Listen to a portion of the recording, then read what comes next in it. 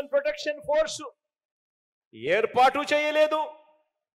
చేయకపోగా విజయవాడలో call money sex రాకెట్ను వీరు జాయింట్ ప్రభుత్వం దుర్మార్గంగా నడిపించి అక్క చెల్లెమ్మల జీవితాలను చిన్నాభిన్నం చేసింది.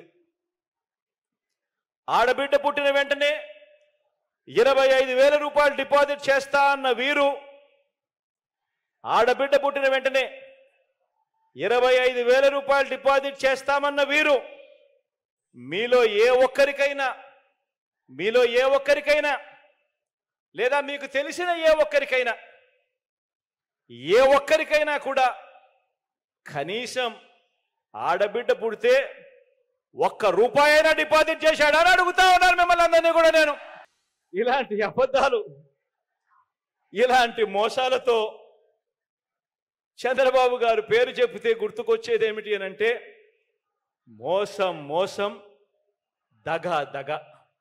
ఇవి చంద్రబాబు గారి పేరు చెబితే గుర్తుకొచ్చేది.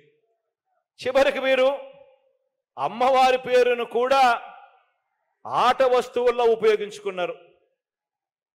ప్రతి పథకానికి మహాలక్ష్మి అంటారు, కుటీర లక్ష్మి అంటారు. అమ్మవారి పేరు పెట్టి వాగ్దానాలు చేసి మోసం చేసిన వీరు మళ్ళీ ఆ మోసాన్ని కొనసాగిస్తూ ఈరోజు మళ్ళీ మహాశక్తి అని చెప్పి మళ్ళీ మోసానికి తెరదీస్తా ఉన్నారు.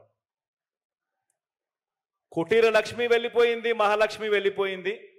ఇప్పుడు మహాశక్తి అనే పేరుతో మళ్ళీ మోసానికి మళ్ళీ తెరదీస్తా ఉన్నారు.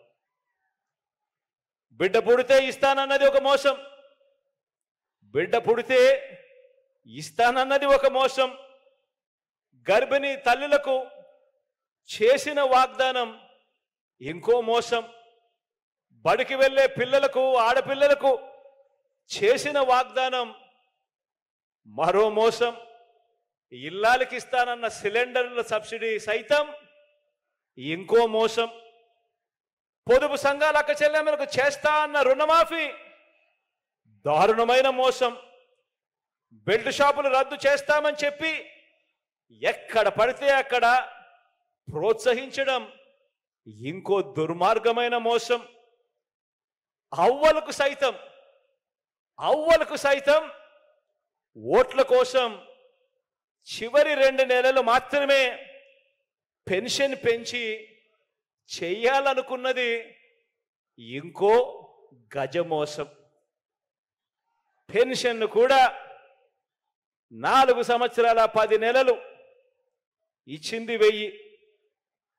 ఎన్నికలకు కేవలం 2 నెలల ముందు మాత్రం అవ్వలను సైతం మోసం చేసేందుకు 2 నెలల ముందు మాత్రమే 2,000 చేసి 2,000 ఇచ్చేశామని చెప్పి ఇవాళ ఎక్కడ పడితే అక్కడ ఊదర కొడతా ఉన్నారు.